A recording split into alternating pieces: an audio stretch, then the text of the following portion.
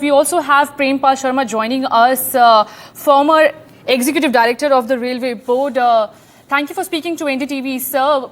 अभी अभी हमें पता चला है कि दो ट्रेन्स में हादसा हुआ है बंगाल में, और लाइकली रीज़न जो सामने आ रहा है वो ये है कि एक ट्रेन ने सिग्नल ओवरशॉट करने की वजह से ये जो पूरा हादसा है वो सामने आया। आपकी क्या राय है इस पर? मुझे आपके ही चैनल से खबर मिली है और मैं अभी न्यूज को देख रहा हूं कि ऐसा कैसे हो सकता है। अभी पूरी रिपोर्ट तो आना बाकी है मैम। दुखद खबर है, बहुत दुखद खबर है। लेकिन क्या इसमें कोई ड्राइवर की मैकेनिकल भूल हुई है या कोई टेक्निकल प्रॉब्लम आई, ऐसा होना नहीं चाहिए, क्योंकि ये दिन की खबर है। कोई ऐसा भी नहीं कि एक कोहरे या दूसरा मामला हो। लेकिन जब तक की पूरी रिपोर्ट सामने नहीं आती तब तक क्या कह सकते हैं, नहीं, कुछ फाइनली नहीं कहा जा सकता। Right sir, if you can throw some light on, अगर एक सिंगल ट्रैक पे दो ट्रेन्स हैं तो क्या ऐसा ना हो, ऐसी सिचुएशन ना हो, उसके लिए कोई अर्ली वार्निंग सिस्टम रेलवेज ने इम्प्लीमेंट किया हुआ है? नहीं, आपको पता होगा बालासोर वाली दुर्घटना या दूसरी भी दुर्घटनाएं हुई हैं तो उसमें बार बार हम एक रेलवे का जो सुरक्षा कवच उसकी तैयारी की जा रही है, लेकिन वो काफी महंगा है और वो हमने इंडिजिनियसली डेवलप किया है, इंडियन हमारे रेलवे के इंजीनियर्स ने।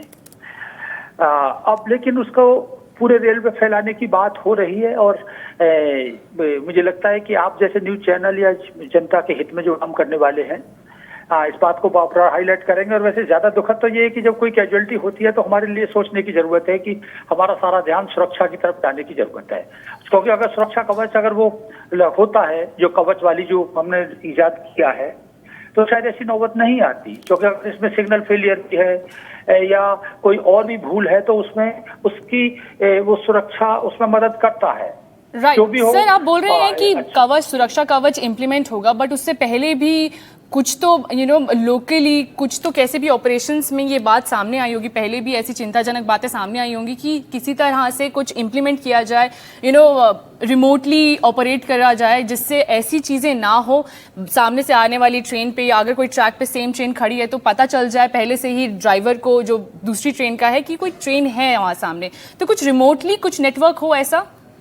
नहीं, जो आपकी बात है वो बिल्कुल चिंता वाजिब है और बार बार पिछले दिनों हमारी लगातार टेक्नोलॉजी में रेलवे सेफ्टी फंड भी क्रिएट किया गया है। और अगर देखा होगा कि बालासोर वाली एक बड़ी दुर्घटना को छोड़ा जाए तो हमारी सुरक्षा के मामलों में काफी इंतजाम बेहतर हुए हैं। यहाँ तक कि मैं कहूंगा कि कोरोना के दौर में भी हमने जो पुल थे और दूसरी चीजें थी उन लोगों को किया गया है। लेकिन मैं आपकी बात से सहमत हूँ कि इसको और दुरुस्त करने की जरूरत है, जिससे कि ऐसा कभी न हो।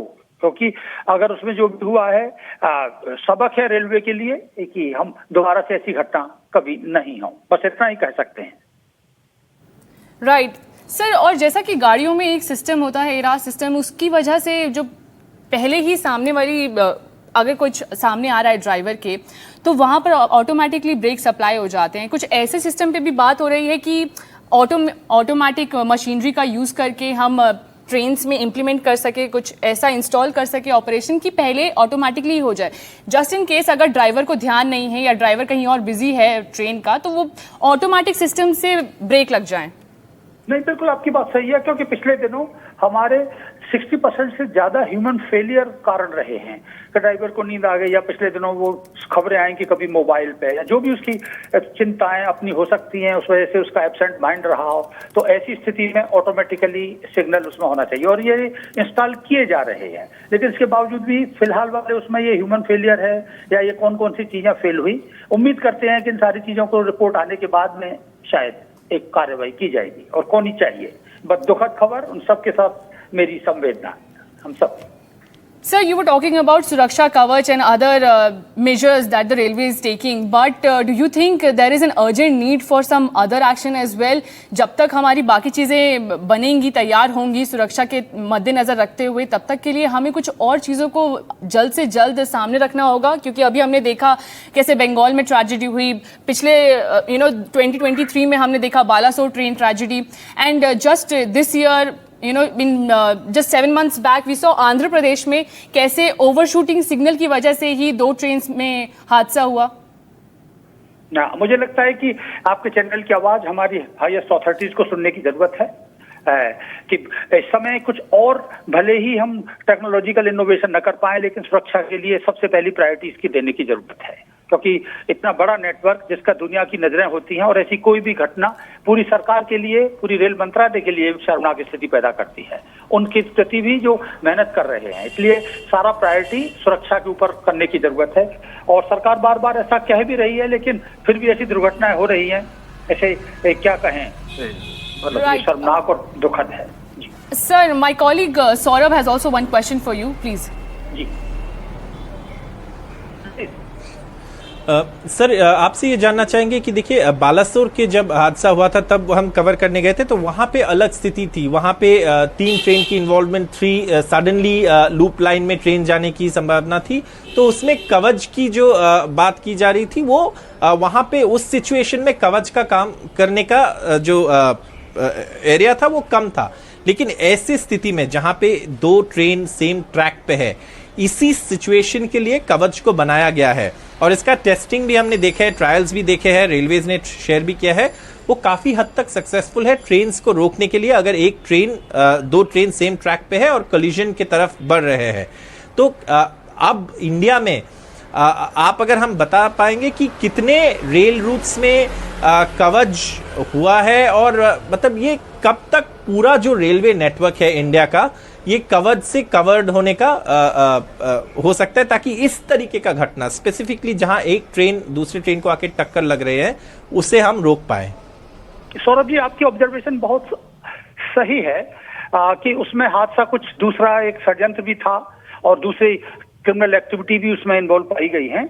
और कवच का सबसे बड़ा उपयोग, जैसा कि आपने कहा, ऐसी स्थितियों के लिए है और निश्चित रूप से। लेकिन अभी जहां तक उस डेटा की बात है कितना हो चुका है, तो जब बालासोर की घटना के बाद कुछ डेटा सामने आए थे जो न्यूज़पेपर से ही हमें पता लगते हैं, वो लगभग अभी 10% भी नहीं हुआ और वो भी साउथ सेंट्रल रेलवे और वहां पर हुआ है। लेकिन ऐसी अगर घटना हुई है तो इस पर तुरंत ध्यान देने की जरूरत है और नई सरकार जो जैसे कह सकते हैं मोदी 3 आई है, और तो और रेलवे मंत्रालय भी एक हमारे सक्षम मंत्री के पास है ये पूरी व्यवस्था है, तो अब उसमें जल्दी से जल्द इसको करने की जरूरत है, जिससे कि किसी के साथ ऐसी बुरी खबर ना आए।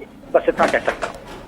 Sir, if I may, then you have served as the former executive director of the railway board. Can you please list some 3 measures, कोई 3 ऐसे जो हम measures that we need to take up quickly so that such accidents and tragedies can be avoided?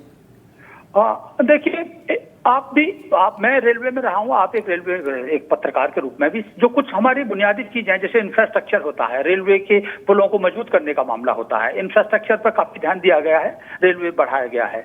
Coaches के बारे में जैसे कि आपके भी रिपोर्ट ने कहा, जो दूसरे किस्म के कोच हैं, पहले जो ICF में बनते थे उसके बजाय जो LBW कोच हैं, जिनमें थोड़ा हुआ, वो भी लगातार एंट्री की जा रही है। वंदे भारत में भी ऐसी कुछ बुनियादी चीजें की गई हैं। लेकिन यहाँ मामला इस कवच का है और कवच कोई कई हमारे एक्सपेरिमेंट में प्रूव भी हुआ है। अब देखा जाए तो एक सेफ्टी फंड भी क्रिएट किया गया है। उम्मीद करते हैं कि सारे ये एक गहरा लीनियर एक्टिविटी नहीं है।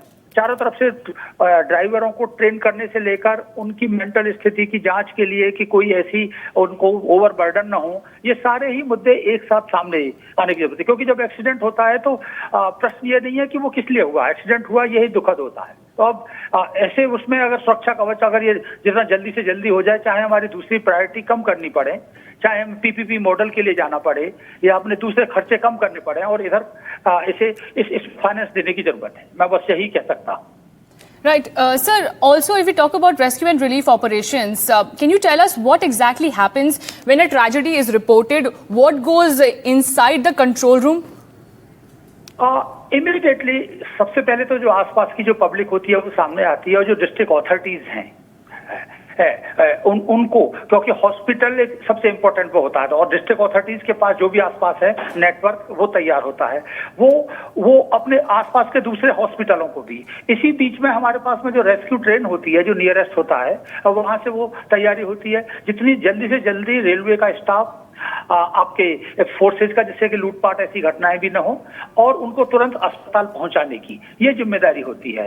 बालासोर और उसमें कुछ और भी अच्छे कदम उठाए गए कि जो भी घायल थे उनके सबके साथ एक एम्प्लॉय को भी लगाया गया, जिससे कि उनके घर वालों को वो बता सकें।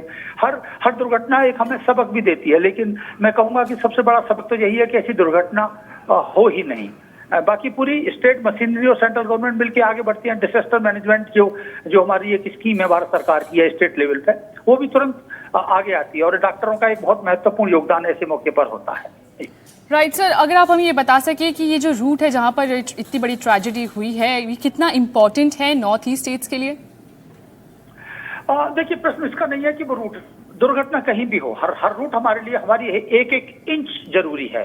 ये सिर्फ उसने नहीं कि उस रूट के लिए हमारे लिए रेलवे, चाहे वो कश्मीर में हो या केरल में हो या नॉर्थ ईस्ट में है, प्रश्न ये है कि ऐसी दुर्घटना कहीं भी नहीं होनी चाहिए। इसको इससे जोड़ने की जरूरत नहीं कि हम उसको कोई नेग्लेक्ट करना चाहेंगे, लेकिन निश्चित रूप से हमें और सावधान होने की जरूरत है ऐसे किसी भी रूट पर।